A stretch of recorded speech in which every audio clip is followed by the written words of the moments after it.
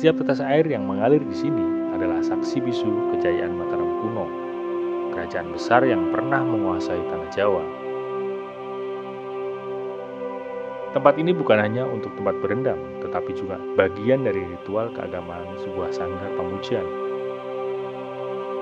Tempat para pemuka agama dan keluarga kerajaan menyucikan diri sebelum melaksanakan upacara besar.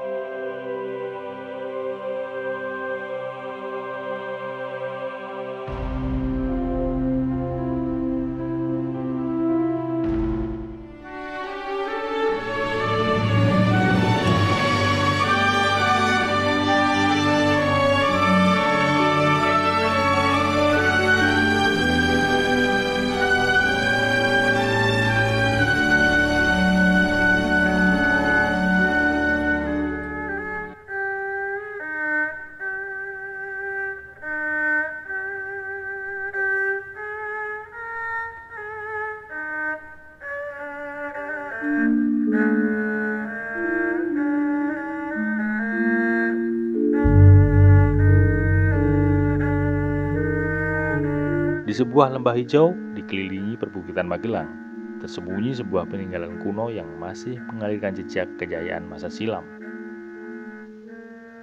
Candi Umbul bukan sekedar tempat pemandian biasa, tetapi sebuah situs yang menyimpan cerita peradaban, spiritualitas, dan keagungan kerajaan Mataram kuno.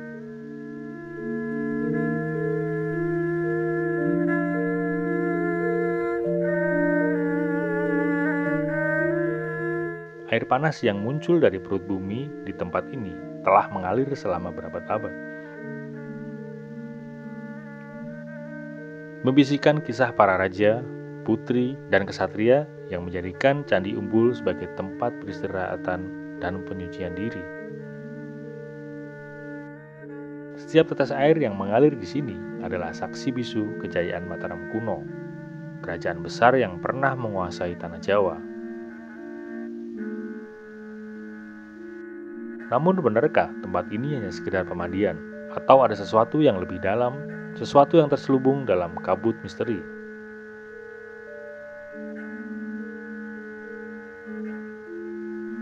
Candi Umbul diperkirakan dibangun pada abad ke-8 Masehi, di mana pemerintahan dinasti Sanjaya, salah satu penguasa terbesar pada Mataram kuno yang menjunjung tinggi akan ajaran Hindu. Tempat ini bukan hanya untuk tempat berendam, tetapi juga bagian dari ritual keagamaan sebuah sanggar pamujian. Tempat para pemuka agama dan keluarga kerajaan menyucikan diri sebelum melaksanakan upacara besar. Pada kolam-kolamnya terbagi menjadi dua bagian, kolam air panas dan kolam air dingin.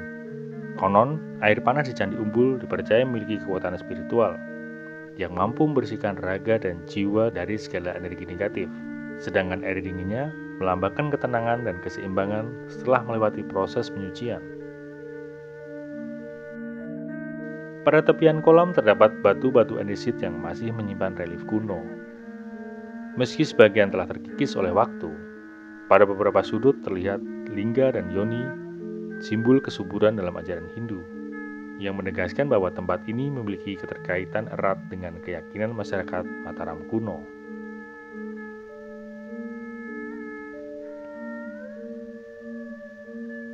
Masyarakat setempat percaya para putri kerajaan dulu mungkin berendam di sini sebelum dipersunting oleh para bangsawan. Sementara itu juga, mereka percaya bahwa para prajurit Mataram menyucikan diri sebelum berangkat ke medan perang, memohon perlindungan dan berkah dari para dewa. Seiring berjalannya waktu, Candi Umbul sempat tertutup oleh rimbunnya vegetasi dan nyaris terlupakan. Namun keajaiban selalu menemukan jalannya sendiri. Pada abad ke-20, situs ini kembali ditemukan dan mulai dipugar, membuka kembali tirai sejarah yang sempat terkubur.